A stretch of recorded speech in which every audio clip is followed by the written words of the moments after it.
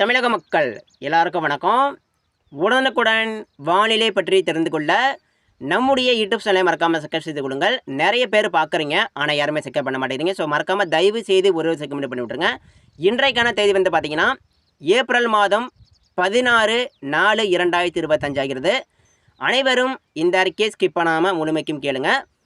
நம்ம தமிழகத்தில் வட மாவட்டம், டெல்டா மாவட்டம், தென் மாவட்டம் அனைத்து 38 மாவட்டங்களிலும் பரவலான இடியுடன் கூடிய கனமழை எப்போது பதிவாகும்? நீங்கள் இருக்கக்கூடிய தாலுக்கா மாவட்டங்கள் முழுவதும் எப்போது பரவலாக மழை வந்து எதிர்பார்க்கலாம்? வாங்க பார்க்கலாம். அதாவதுங்க, நம்ம தமிழகம் முழுவதும் மழை பெய்யணும்னு நான் வந்து நேற்றே கொடுத்துருந்தேன். ஒன்று காற்றழுத்த தாழ்வு பகுதியோ, ஒரு மழை தரக்கூடிய ஒரு சிறிய நிகழ்வு, ஒரு லோ சிஸ்டம் ஏதாவது நம்ம தமிழக அருகே இருக்கணும். அதாவது வளிமண்டல சுழற்சியோ, காற்று சுழற்சியோ, மழை தரக்கூடிய சிஸ்டங்கள் ஏதாவது நம்ம தமிழகத்தில் அருகே இருக்கணும். அதாவது அருகேனா இலங்கை, இல்லைனா குமரிக்கடல், அரபிக்கடல், இல்லைனா வங்கக்கடல் நம்ம தமிழகத்துக்கு மிக அருகே வந்து பக்கத்தில் இருக்கணும். ஸோ அப்படி இருந்துச்சுன்னா நம்ம தமிழகம் முழுவதும் எங்கும் ஒதுக்காமல் மழை பெய்யும். அது ஒன்று. இரண்டாவது, நீராவி காற்று வரணும். நீராவி காற்றுனா இந்திய பெருங்கடல் அதிகமான மழை தரக்கூடிய ஈரப்பதம் மிகுந்த நீராவி காற்று வரணும். இப்போ அது வருதுன்னு பார்த்தீங்கன்னா வரல. ஸோ இப்படி இரண்டுமே இல்லைங்க. நம்ம தமிழகத்தில் பார்த்தீங்கன்னா காற்றழுத்த தாழ்வு பகுதி மழை தரக்கூடிய சிஸ்டங்கள் இல்லை. இரண்டாவது, நீராவி காற்றும் அதிகமாக மழை தரக்கூடிய நீராவி காற்றும் இல்லை. ஸோ இப்படி இரண்டுமே இல்லாத போது நம்ம தமிழ்நாட்டிற்கு சில இடங்களில் மட்டும்தான் மழை கொடுக்கும். அந்த சில இடங்களில் மழை கூட ஒரு சில நாள் வந்து அது கூட இல்லாமல் போகும். ஸோ இப்படி இருக்கும்போது நிச்சயமாக உங்கள் மாவட்டங்கள் முழுவதும், ஆனால் வரக்கூடிய நாட்களில் வேணால் மழை கண்டிப்பாக எதிர்பாருங்க, சரிங்களா? வரக்கூடிய மாதங்களில் வரக்கூடிய நாட்களில் கண்டிப்பாக மழை வந்து நிச்சயமாக பெய்யும், அது உறுதி.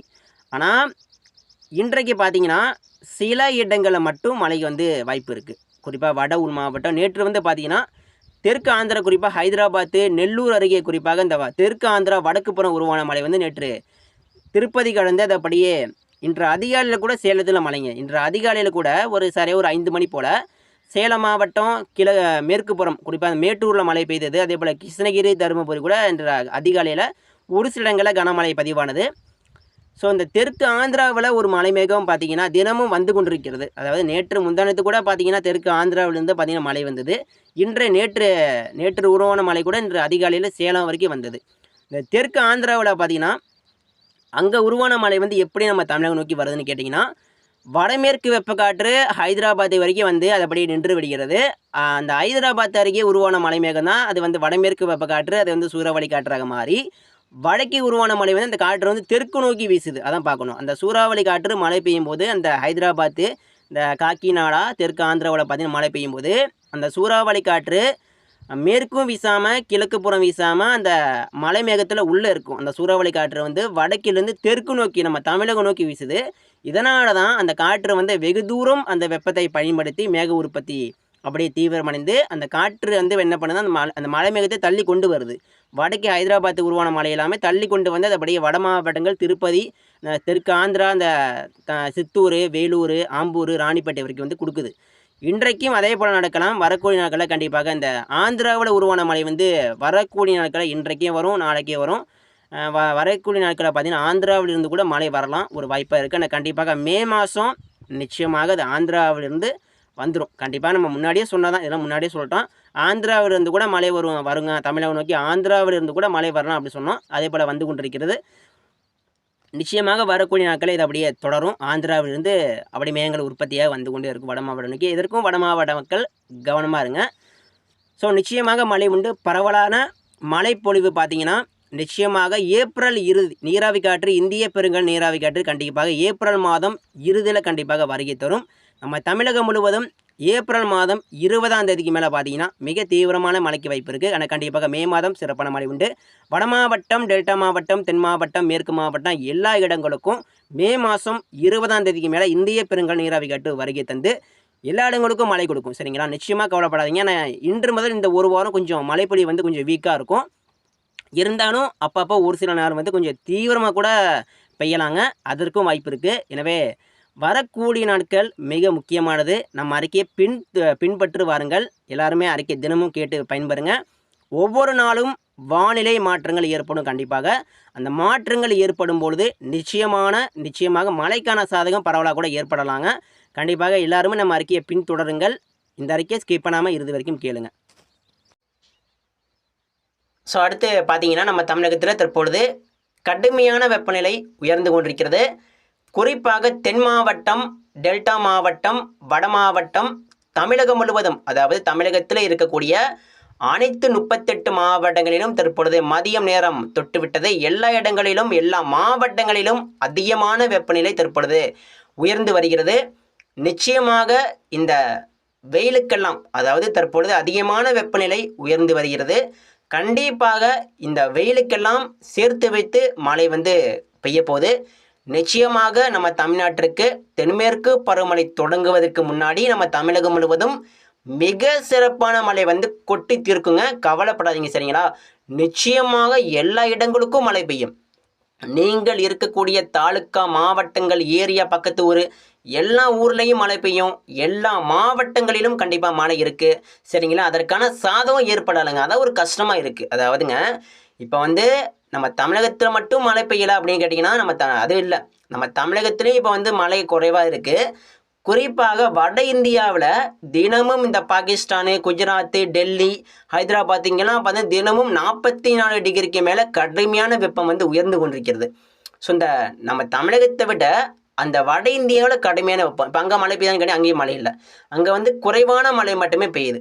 ஸோ அங்கே என்ன ஒரு பிரச்சனைனா, நேற்று காக்கிநாடா, விசாகப்பட்டினம் மழை பெய்யுது. ஸோ அங்கே இருக்கக்கூடிய மக்கள் என்ன சொல்கிறாங்கன்னா, என்ன சார் இது இடி மின்னல் மட்டும் ஒழுவாக இருக்குது, ஆனால் மழை பெய்யலை.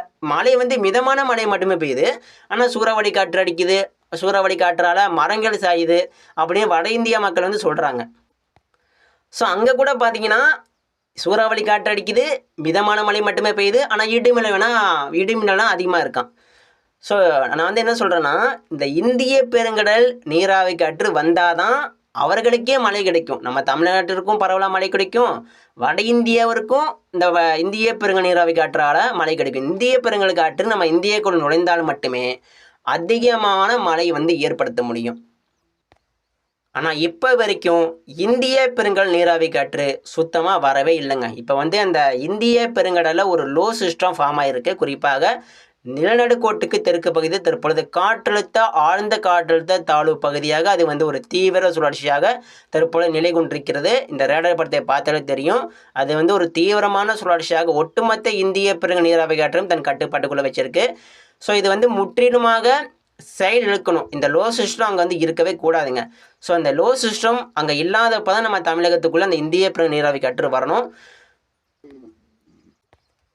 அது கண்டிப்பாக எப்போ வரும் சார் கேட்டிங்கன்னா, கண்டிப்பாக ஏப்ரல் மாதம் 20ஆம் தேதிக்கு மேலே இந்திய பெருங்கடல் நீராவி காற்றால் நம்ம தமிழ்நாட்டிற்கு பரவலான மழைக்கு ஒரு வாய்ப்பாக இருக்குது. கண்டிப்பாக மே மாதம் அது கண்டிப்பாக இந்திய பெருங்கடல் காற்று நம்ம இந்தியாவுக்குள்ளே கண்டிப்பாக நுழைந்துவிடும். கண்டிப்பாக இந்தியா முழுவதும், இந்தியா, தென்னிந்தியா, தமிழகம் உட்பட, இலங்கை உட்பட, தயவு செய்து யாரும் கவலைப்படாதீங்க. கண்டிப்பாக இந்திய பெருங்கல் காற்று கண்டிப்பாக நம்ம தமிழகத்துக்குள்ளே கண்டிப்பாக நுழைந்து அதிகமான மழை கொடுக்கும். அடுத்தடுத்து வரக்கூடிய நாட்களை குறிப்பாக ஏப்ரல் மாதம் 20ஆம் தேதிக்கு மேலே இந்திய பெருங்கல் காற்று மெல்ல உள்ள நுழைவது உறுதி.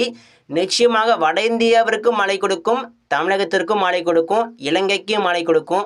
ஒட்டுமொத்த இந்தியாவிற்கே அதிகமான மழை கொடுக்கக்கூடிய அந்த இந்திய பெருங்கல் காற்று வரக்கூடிய மாதங்களில் கண்டிப்பாக உள்ள நுழைந்து சிறப்பான மழை கொடுக்க இருக்கிறது. எனவே நிச்சயமாக தயவு செய்து யாரும் கவலைப்படாதீங்க, கண்டிப்பாக மழை இருக்குது. ஸோ அடுத்து முதல்ல நம்ம இன்றைக்கி பார்க்கலாங்க. இன்றைக்கி நம்ம தமிழகத்தில் எங்கெங்கெல்லாம் மழை பெய்யும் வாங்க பார்க்கலாம். இன்றைக்கி பொறுத்த வரைக்கும் சென்னையில் மழை வரலாங்க. சென்னைக்கு ஒரு வாய்ப்பாக இருக்குங்க.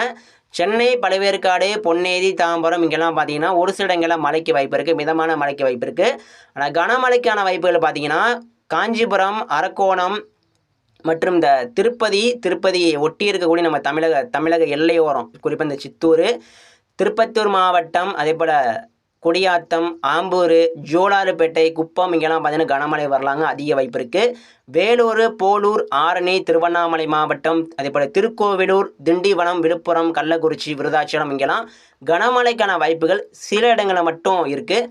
அரூர், ஆத்தூர், சின்னசேலம், சேலம் மாவட்டம் சில இடங்களுக்கு வேணால் வாய்ப்பு இருக்குது. அதே போல் உளுந்தூர்பேட்டை சில இடங்களில் கனமழைக்கு வரலாங்க, வாய்ப்பு கொஞ்சம் அதிகமாக இருக்குது. திண்டிவனம், அதே போல் செய்யாறு, தாம்பரம், செங்கல்பட்டு, மதுராந்தகம், வந்தவாசி இங்கெல்லாம் கனமழைக்கு ஒரு சில இடங்களில் மட்டும் மழைக்கு வாய்ப்பு இருக்குது. இருந்தாலும் மழை மேகம் உருவாகலாம். மதியானம் ஒரு 2 மணிக்கு மேலே செங்கல்பட்டு, மதுராந்தகம், திண்டிவனம் இந்த கிழக்கு கடலோர மாவட்டங்களுக்கு மழை மேகம் உருவாகி அந்த மழை மேகம் மேற்கு நோக்கி போய் சற்று தீவிரமாக காணப்படலாம் என வாய்ப்பு இருக்குது. ஸோ தென் மாவட்டங்களை பொறுத்த வரைக்கும் இன்றைக்கி வந்து சில இடங்களில் மழை எதிர்பாருங்க. அதாவது ராமநாதபுரம் மாவட்டம் வடக்கே மழை இருக்குது, பரமக்குடிக்கு மழை இருக்குது, பரமக்குடி, மானாமதுரை, சிவகங்கை, மேலூருக்கு சில இடங்களுக்கு வாய்ப்பு இருக்குது. நத்தம், திண்டுக்கல், மணப்பாறை, வாடிப்பட்டி அதே போல் மதுரை மாவட்டம் சில இடங்களில் கண்டிப்பாக மழை இருக்குது. பெரையூர், அருப்புக்கோட்டை, சாத்தூர், கோவில்பட்டி, விருதுநகர் ஏதேனும் ஒரு சில இடங்களில் வேணால் மழை வரலாங்க, வாய்ப்பு அதிகமாக இருக்குது. கோவில்பட்டி, கயத்தாறு, திருநெல்வேலி, நாங்குநேரி, கன்னியாகுமரி மாவட்டம் அதே போல் நாகர்கோவில், திசியான்விலை, காயல்பட்டினம், தூத்துக்குடிக்கு மேற்கே கண்டிப்பாக மழை அதிகமாக இருக்குது. திருநெல்வேலி மாவட்டத்தை மையமாக வைத்து நேற்று எதிர்பார்த்தோம். நேற்று பார்த்தீங்கன்னா மழை மேகம் உருவானது. அந்த மழை மேகம் திருநெல்வேலியில் உருவாகாமல் அது அப்படியே ராஜபாளையத்தில் போய் மழை கொடுத்தது. இன்றைக்கும் திருநெல்வேலிக்கு அதிக வாய்ப்பு இருக்குது. திருநெல்வேலி, நாங்குநேரி, நாகர்கோவில், தூத்துக்குடி மாவட்ட மேற்கு பிறகு வாய்ப்பு இருக்குது. இன்று பெரும்பாலும் தென் மாவட்ட உள்ளே கண்டிப்பாக சில இடங்களில் மழை உறுதி. ராஜபாளையம் அதே போல் தேனி மாவட்டம், கொடைக்கானல், திண்டுக்கல், மணப்பாறை, மதுரை சில இடங்களில் கண்டிப்பாக மழை இருக்கும் போல தெரிகிறது, அதிக வாய்ப்பு இருக்குது. அதே போல் பழனி, தாராபுரம் காற்று பகுதி மேற்கு காற்று செல்லக்கூடிய அந்த பாலக்காடு, பொள்ளாச்சி, தாராபுரம், பல்லடம், அரவங்குறிச்சி, தாராபுரம், திருப்பூர் மாவட்டம் தாராபுரம், பல்லடம் இங்கெல்லாம் கனமழைக்கான வாய்ப்புகள் சில இடங்களில் இருக்குது. கோயம்புத்தூர், திருப்பூர் சில இடங்களில் வாய்ப்பு இருக்குது. அதே போல் கரூர் சில இடங்களில் வாய்ப்பு இருக்குது. ஈரோடு மாவட்டம் வடக்கு பகுதி கண்டிப்பாக மழைக்கு அதிக வாய்ப்பு இருக்குது. சத்தியமங்கலம், நம்பியூர், நீலகிரி மாவட்டம், ஈரோடு மாவட்டம் வடக்கு பகுதி அதாவது அந்தியூர், நம்பியூர், சத்தியமங்கலம் மற்றும் இந்த உதகமண்டலம், நீலகிரிங்கெல்லாம் காரமழை மழைக்கு வந்து அதிக வாய்ப்பு இருக்குது. மேட்டூர், சேலம் மாவட்டம், மேட்டூர், நாமக்கல், ராசிபுரம், ஆத்தூர், சின்ன சேலம் கனமழைக்கு வாய்ப்பு இருக்குது. அரூர், தருமபுரி, கிருஷ்ணகிரி சில இடங்களில் மட்டும் வாய்ப்பு இருக்குது. கிருஷ்ணகிரி மாவட்டம், தருமபுரி மாவட்டம் ஏதேனும் சில இடங்களில் மட்டும் மழை எதிர்பாருங்க, வாய்ப்பு அதிகமாக இருக்குது. குப்பம், ஜோலார்பேட்டை, வட உள் மாவட்டங்களுக்கு ஏதேனும் சில இடங்களில் கனமழை வரலாம், வாய்ப்பு அதிகமாக இருக்குது. ஸோ டெல்டா மாவட்டங்களுக்கு குறைவான ஒரு வாய்ப்பாக இருக்குது. இருந்தாலும் புதுக்கோட்டை, காரைக்குடி, இந்த கீரனூர், கந்தரவக்கோட்டையில் மழைக்கு வாய்ப்பு இருக்குது. திருச்சி, தஞ்சாவூர், கும்பகோணம் இங்கெல்லாம் குறைவான ஒரு வாய்ப்பாக இருந்தாலும் ஒரு வாய்ப்பாக இருக்குது, மழை வரலாங்க. இதற்கும் கொஞ்சம் கவனமாக இருங்க. பட்டுக்கோட்டை, மன்னார்குடி, கும்பகோணம் இங்கெல்லாம் மழை மேகம் உருவாகலாம். இன்றைக்கி வந்து டெல்டாவில் மழை மேகம் கண்டிப்பாக உருவாகும். மழை மேகம் ஒரு மதியானம் ஒரு 1 மணிக்கு மேலே உருவாகுவது உறுதி. அந்த மழை மேகம் சில இடங்களில் மழை கொடுக்கலாம். டெல்டாவில் கூட எனக்கு வாய்ப்பு இருக்குது. டெல்டா மாவட்டங்களை பொறுத்தவரை தெற்கு டெல்டாவில் மழை வராது. வேதாரண்யம், நாகப்பட்டினம், இந்த காரைக்காலில் மழை வராது. நீங்கள் வந்து உள்ளே தான் மழை இருக்கும், அது உள்ளே தான் மழைக்கு வாய்ப்பு இருக்குது. மன்னார்குடி, கும்பகோணம், தஞ்சாவூர், திருச்சி, பட்டுக்கோட்டை, பெரம்பலூர், திட்டக்குடி, அரியலூர் இங்கெல்லாம் ஏதேனும் ஒரு சில இடங்களில் வேணால் மழைக்கு வாய்ப்பு இருக்குது. அதிகபட்சம் ஒரு சில இடங்கள் தான், அதிகபட்ச வாய்ப்பே ஒரு சில இடங்கள் தான் மழைக்கு வாய்ப்பு இருக்குது. மழை வந்தால் கூட பரவாயில்ல பெய்யாதுங்க, ஒரு சில இடங்கள் மட்டும்தான் மழை கொடுக்கும். இது பெரும்பாலும் தென் மாவட்டம், வட உள் மாவட்டம் மற்றும் மேற்கு தொடர்ச்சி மலை மாவட்டங்களுக்கு சில இடங்களில் மட்டும் மழை கொடுக்கும். டெல்டாவில் கொஞ்சம் வாய்ப்பு குறைவு தான். ஆனால் வரும் நாட்களில் கண்டிப்பாக டெல்டா மாவட்டங்கள் முழுவதும் சிறப்பான மழை உண்டு. வட மாவட்டம், தென் மாவட்டம், மேற்கு மாவட்டம் எல்லா இடங்களுக்கும் வரக்கூடிய மாதங்களாக இருக்கட்டும், வரக்கூடிய நாட்களாக இருக்கட்டும் சிறப்பான மழை உண்டு, கவலைப்படாதீங்க. அடுத்தடுத்த அறிக்கைகள் தராமல் பெற நம்ம யூடியூப் சேனல் பக்கத்தை சிக்க பண்ணுறங்க. நிச்சயமாக வரக்கூடிய மாதங்கள் அதிகமான மழை கண்டிப்பாக கொடுக்கும். தென்மேற்கு பருவமழை பார்த்திங்கன்னா நிறைய பேர் குறையும் சொல்கிறாங்க. இந்திய வானிலை ஆய்வு மையம் வந்து நம்ம சென்னை வானிலை ஆய்வு மையம் வந்து நேற்று வந்து ஒரு அதிர்ச்சி தகவலும் கொடுத்துட்டாங்க. திடீரென்று மழை குறையும் அப்படின்னு சொல்லியிருக்காங்க. மழையெல்லாம் குறையாதுங்க, அதிர்ச்சியெல்லாம் ஆகாதீங்க. மழைக்கு வந்து அதிக வாய்ப்பு கண்டிப்பாக தென்மேற்கு பருவமழை இந்த வருஷம் சிறப்பான மழை கொடுக்கும், சரிங்களா? அவங்க வந்து இப்போதைக்கு ஒரு கணிப்பில் ஒரு சொல்லியிருக்காங்க. இப்போ வந்து அவங்க நீண்ட காலத்தில் கணித்தபடி ஒரு வாய்ப்பாக இருக்குது. அவங்க வந்து ஒரு வாய்ப்பு தான் சொல்லியிருக்காங்க, அது வந்து உறுதியெல்லாம் கிடையாது. தென்மேற்கு பருவமழை குறையலாம் ஒரு வாய்ப்பாக இருக்குது அப்படின்னு அவங்க வந்து எதிர்பார்க்குறாங்க. நிச்சயமாக வரக்கூடிய மாதங்களில் தென்மேற்கு பருவமழை மிக சிறப்பாக இருக்கும். ஜூன், ஜூலை, ஆகஸ்ட், செப்டம்பரில் சிறப்பாக இருக்கும். அதற்கு வந்து நான் அறிக்கையை கொடுக்குறேன். அடுத்தடுத்து அறிக்கையை தரமாக பாருங்கள். நன்றிங்க. மறக்காமல் நம்ம யூடியூப் சேனல் பக்கத்தை சப்ஸ்கிரைப் பண்ணுறேங்க. நன்றி.